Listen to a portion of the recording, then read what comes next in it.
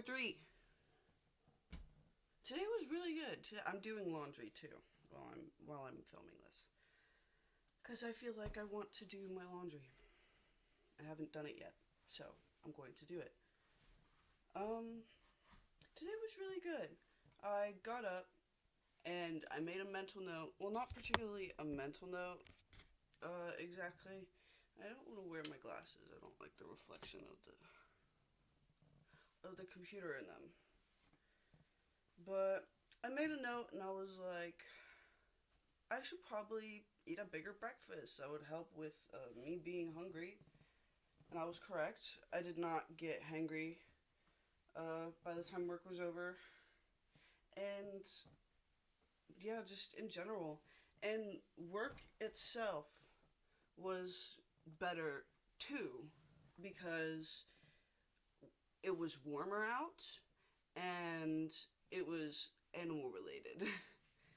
And like not direct, like not exactly animal related.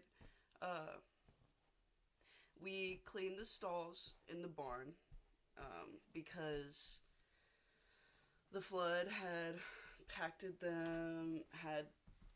shit down and made it really stubborn to clean, and it hadn't been cleaned in like 2 weeks at that point, I think. So we cleaned the stalls and moved the hay back down because they had to move hay out of the barn so it didn't get wet and flooded during the rain. So we brought the hay down and I got to go check out. They have a bunch of different things on their property, and they got like a milk house um, that I do believe they use for storage at this point. So I got to go to the milk house to find one of the hay bags, um, so we could put some of the loose hay that we had. This gets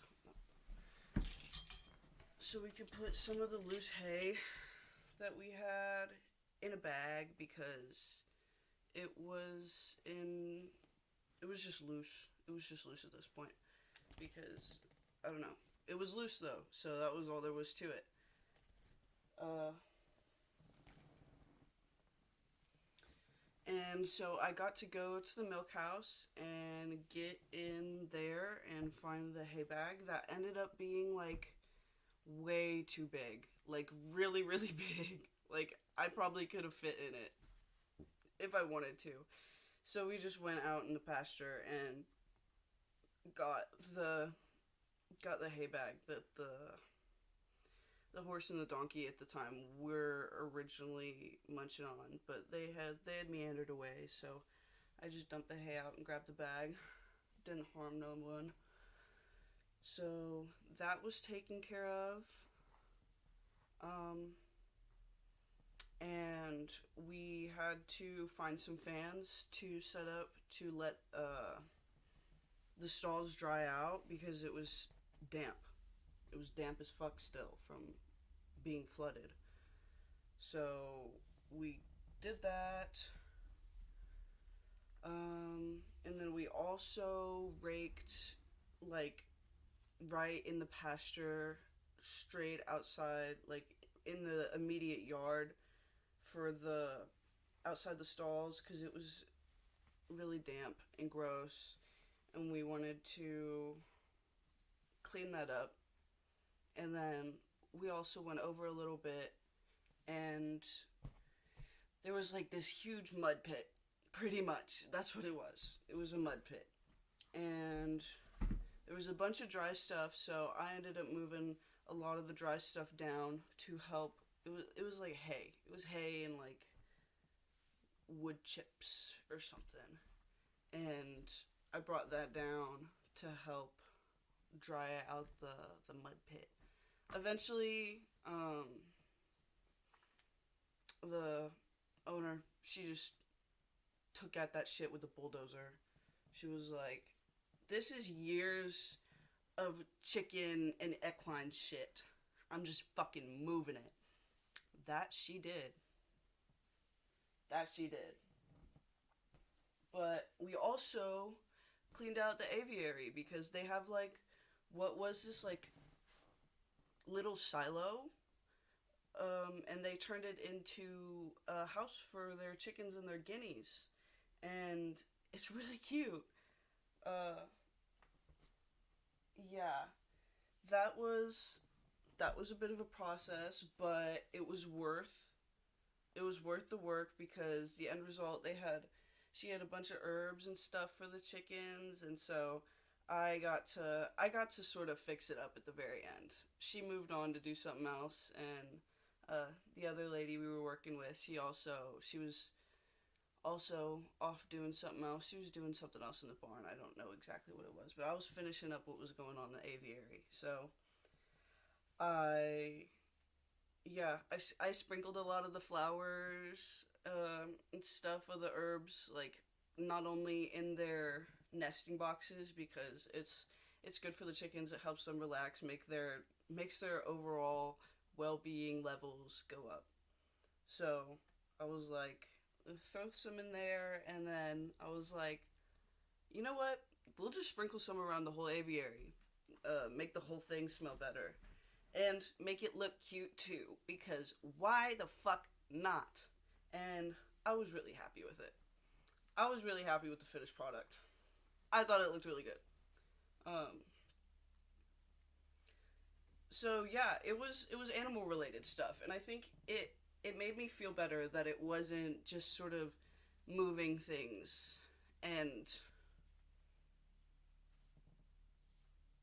moving more things. Like it was cleaning, and I can handle that. I ain't got nothing against cleaning. Um, but how it was like almost directly animal related, that made me really happy. Oh my gosh, yeah, and it being much warmer out, it was so much more pleasant, like just to work pretty much like outside, cause, the stalls are right. They got two stalls, and they are right on the furthest wall of the barn towards the pasture. So it was pretty much outside. We had to walk outside to dump the shit. So it was pretty much just working outside, and I did not mind that one bit. I don't like being inside all the time, uh, let alone inside working all the time. And it can get if it's cold in that barn, it's fucking cold. Concrete concrete is cold, and they got lots of concrete floors. And so I was just like, it was probably a little chilly at first, but no. Once we got to work cleaning in those stalls, I was sweating and I was already taking my hoodie off. I was like, nope, this has got to go. This has got to go. Um, yeah, it was a good day. I just chatted up with the lady I was working with. Uh, yeah, talked to her about my life and stuff like that, and how I was raised and grew up and things of that nature, and it was pretty good. It was a really good day. I had a good day. And then I came home. I was pretty tired. Um, I wasn't too tired though. I had already had my lunch prepped. I made it that morning. So this is a sock that's not mine. So I had lunch, and I was very happy to have my lunch. I had some overnight oats and some celery, and I was really happy with that. I was like low key plotting to have something else, but there was nothing else that I wanted in particular. So I was just like, you know what? I'm tired, so I might go take a nap. And I don't like napping on a full stomach, so I was like, I'm not gonna eat anymore. I didn't nap. I just journaled and meditated and watched a little bit of YouTube. Oh my gosh, I'm so sad. I finished my book this morning. I finished my book this morning and I cried. I cried. I wanted more content. No, it made me so sad. They're not gonna make a second installment. The book has been out since 1899. They're not making a second one. This movie is not only in film, but it's in a silent film. This book is in film. A silent one. They don't even have audio in this shit. It made me so sad. It made me so sad, but it's so good. It was such a good book. For being written in the... Like, it's just the plot. It's so good. It made me so happy. It made me so happy, yet I was so sad. I was so... Because, finally... It was a happy ending. And that was part of the reason... That was pretty much the entire reason I was crying. Because it was a happy ending, but the thing is, whenever I get happy endings, it's never enough. I'm like, I want more content. We have needed more happy ending content. Like, I understand that we were not in this for the happy ending itself, but we were in it for the entire journey that it was. But I wanted more content. So, I cried because of that, but I was also crying because they were happy and they were together, and that made me sad, and it also made me happy because I was like, I wanted more.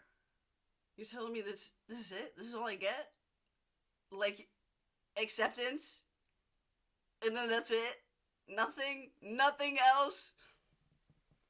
I was hunting afterwards. I was scrolling through all the author's works, and I was like, dude, you do not have anything else for me? Nothing else. So, I'm debating on rereading it. Honestly. Just because it's so good. It's literally my new favorite book. Like, I'm not even fucking kidding. It's my new favorite book. I can't help it.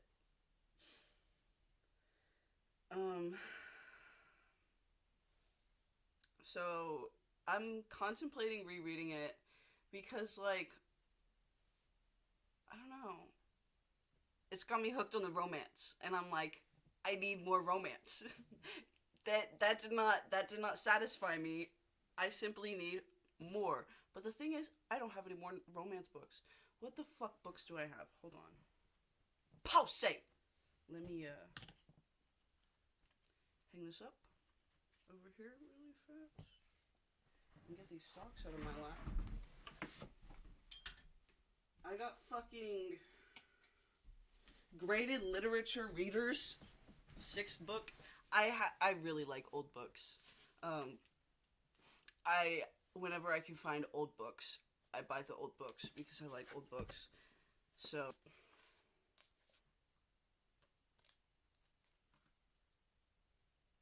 yeah, this is copyright 1901. It is believed that the graded literature readers will commend themselves to thoughtful teachers by their grateful grading, their sound methods, and variety of literary characters of their subject matter. And I was skimming through like the contents and stuff like that.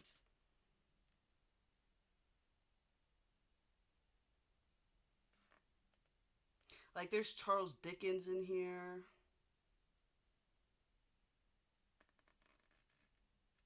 Who else do I... Oliver Goldsmith. I very, very vaguely recognize that name. Benjamin Franklin. The fucking Book of Proverbs. That's in here, too. Like, I hardly went through any of this. Like, I skipped to a couple pages. Someone's made fucking notes. Someone made notes in this shit. I skipped to the Book of Proverbs, I think. There's Moses. This is Moses. I see Moses in here. But, yeah. No, I didn't read into it too much. I just sort of flipped through it a bit. There was a picture. The Bernese Alps in Switzerland. look at the Alps. It's really cool.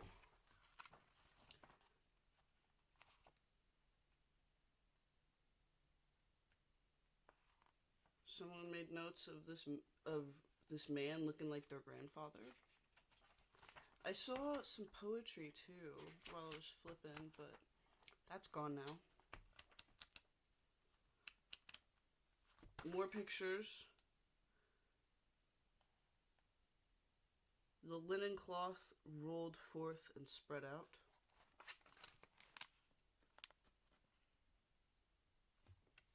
Interesting.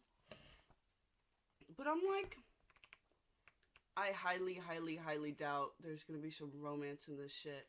On American taxation.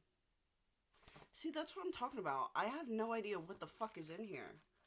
But, like, it's gotta be interesting. It's gotta be something better than the fucking slop that gets put out nowadays. And I'm like, you guys just recycle shit. Like, if I'm gonna get some recycled content, like, there's a difference between, like, recycled plastic and metals versus recycled art. I'm gonna go back to the fucking originals. Damn. And then the Ridpath Library of Universal Literature, Volume 6.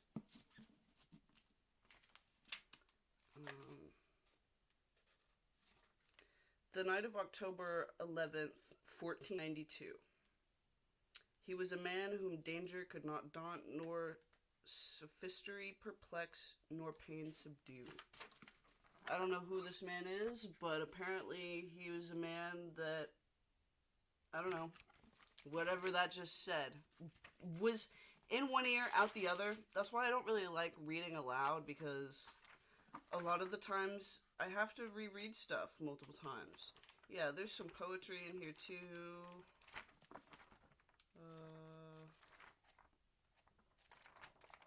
But yeah, when I was looking for books yesterday, no, not yesterday, like, I don't know, days ago, whenever I went out and went to the store and was looking for books, I was looking for books because I was like, I know I'm going to be sad when I finish Janice Meredith.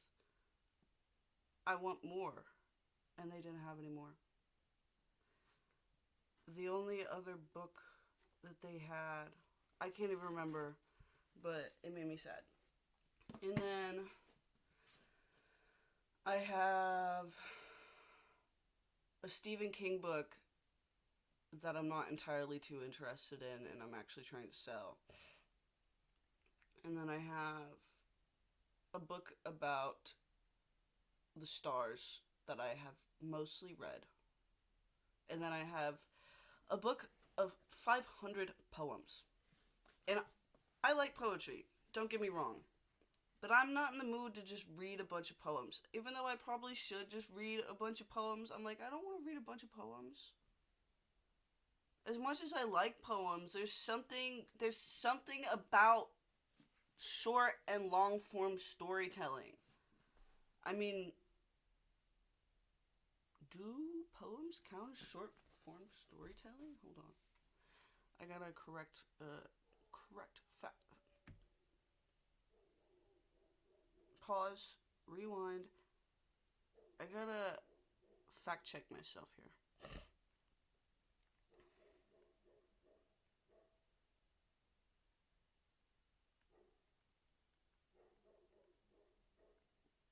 Is poetry short form storytelling?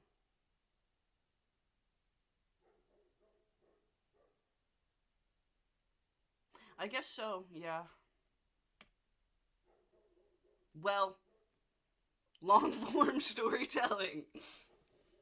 I don't know. I go in and out of fixations. And that's really all there is to it that I have cracked down to. I forget that I have a fucking, like, a little cupboard that I keep some books in. And I think I have a couple, like a book or two in there that I could check out and look at, see about maybe reading. It may pique my interest at the minute, but I'm like, I prefer to read physical copies. I don't want to read shit on the internet. I'm so tired of doing that. I did that like all throughout high school. I don't want to do that now. But I think when it comes down to it, that's what I'm probably going to do, which I already have Jane Eyre. I don't know how to pronounce her last name. Eyre. I already have it pulled up in my Safari on my phone to be read. And I'll probably end up doing the same for the Pride and the Prejudice because I was like, I don't know if I want to read that. I was like, I have no idea if I actually want to read the Pride and Prejudice. Because I saw the movie, like, I haven't seen the movie, but I saw, like, when you're scrolling through movies and TV shows and, like, you see it, that was it. And I read it, and I was like, I'm not too interested in this at the moment. But that's the fucking thing. Like,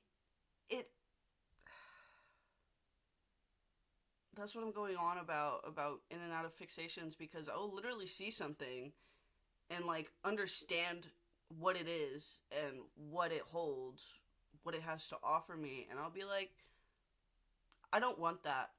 Not right now.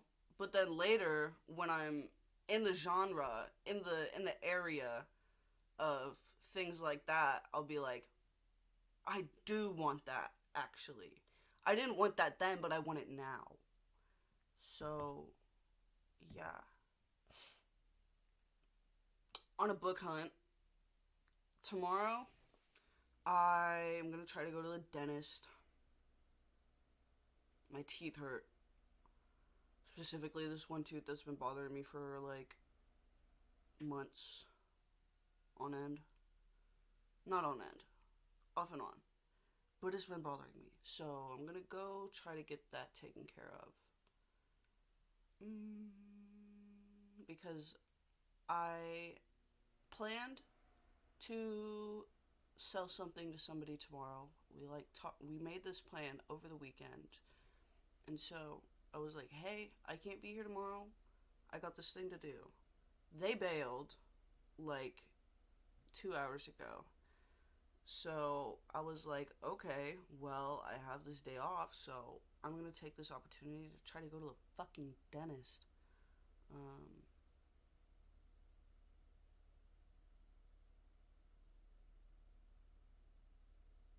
Yeah.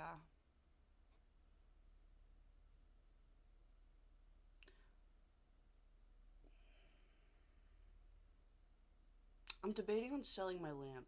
It's so pretty, and it's so useful. And it was a gift from my sister for my 18th birthday. But I'm like, I don't need it. I have this lamp now. It's like, and it's chargeable. It's got a chargeable little bit right there. Rechargeable, chargeable. And this is super breakable and is not going to be good for travel. It's one of the Moroccan Turkish style hanging lamps. And it's so pretty. I love looking at it.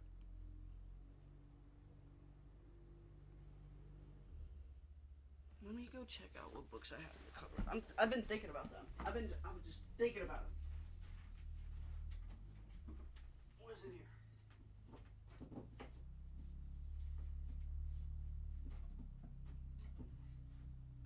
Nothing of fucking interest.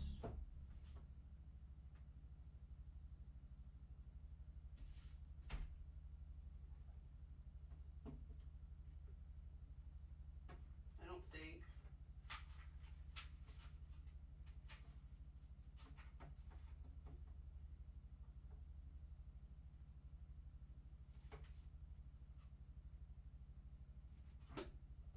Yeah, nothing of interest.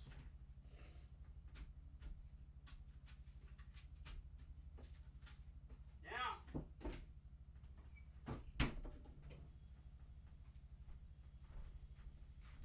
Also, so much for trying to do my laundry. This is the book of poetry I was talking about. book of poetry. And I'm like, listen, I have a thing against paperback books. That's what it is. I really don't like paperback books. If this was a hardback book, I'd be all over it.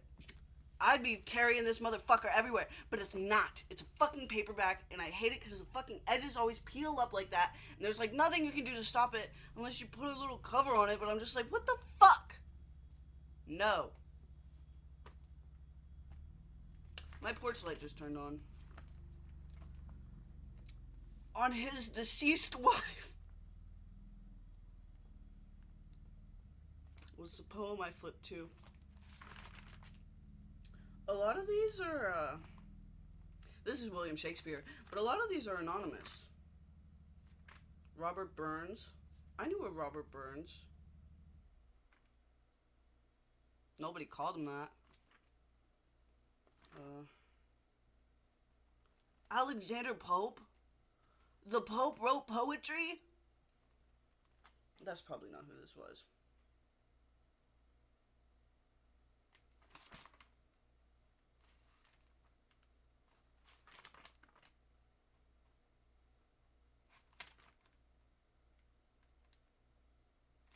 Yeah. The top 500 poems is what it's called.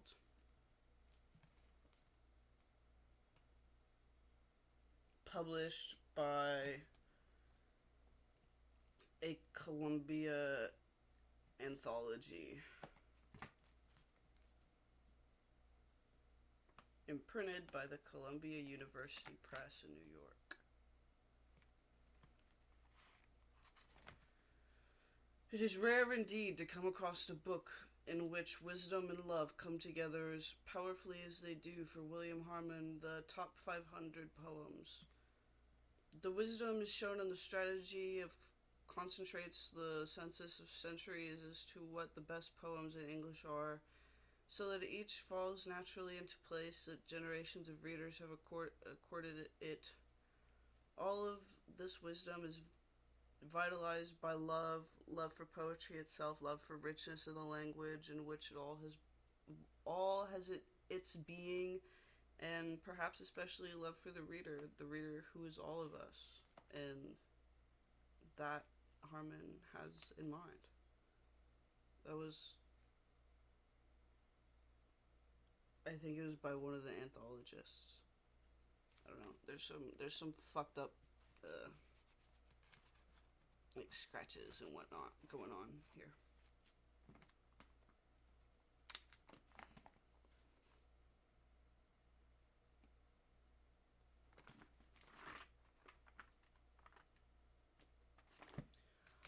I might start it.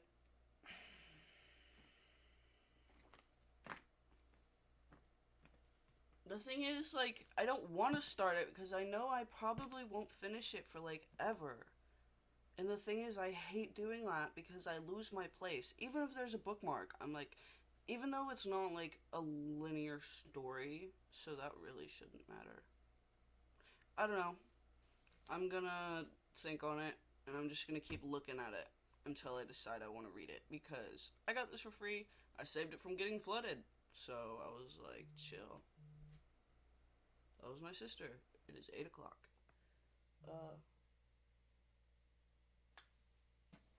Yeah, and then I got these, I got a lot of literature books, because when I bought them, I was thinking a lot about literature. Specifically, foreign literature, which this is not. So I kind of missed the mark there, but it wasn't particularly specifically foreign literature, but particularly old literature. That's what I was shooting for, and I hit that mark. That's a fucking email. Damn. Anyways, I've yet to do anything creative, like, I've yet to draw or paint anything.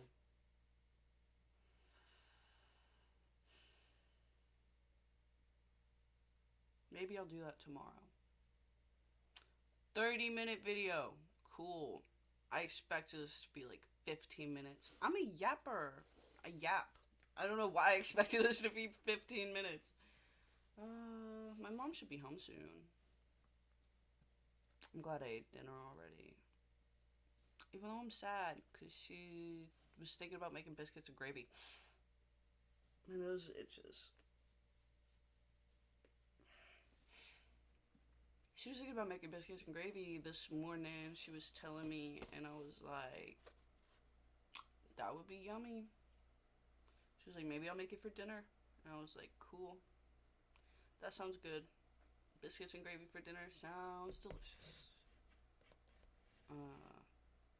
But it's 8 o'clock, and she might make it anyways. All depends. I don't know. She's gotta be at work early in the morning. All up to her, really. I already got my breakfast prepped in the fridge. I'm on an overnight oats kick. I have been for like months, since like December.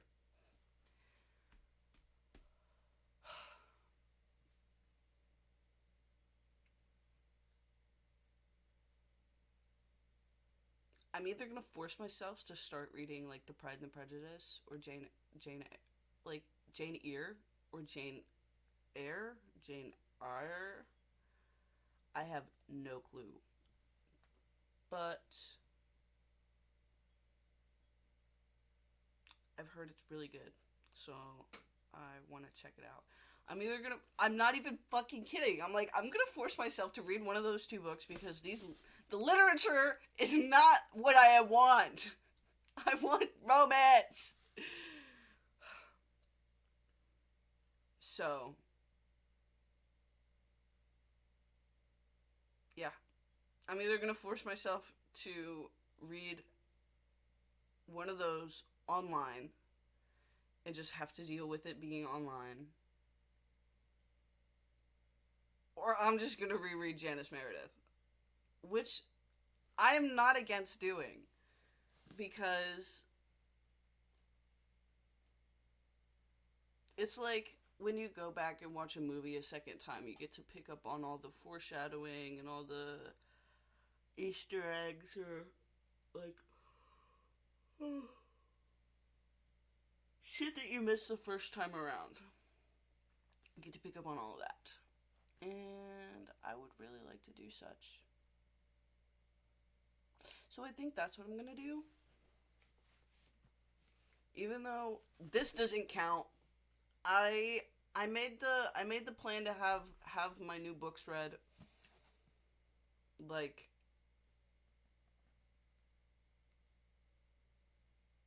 before May. And this originally included The Dreamcatcher, but I started to read it and I'm like, I'm not interested in this. Even though it's like kind of cool, it's just not what I want to read right now. And I hate forcing myself to read shit. I never enjoy it and I never remember it, and I have to reread like every other line like 3 times. Most of the time more than that. But yeah, that's all I gotta say. Today was a good day. Q Ice Cube. Today was a good day. I'm gonna finish my laundry and wait for my mom to get home. And I'm gonna read a book.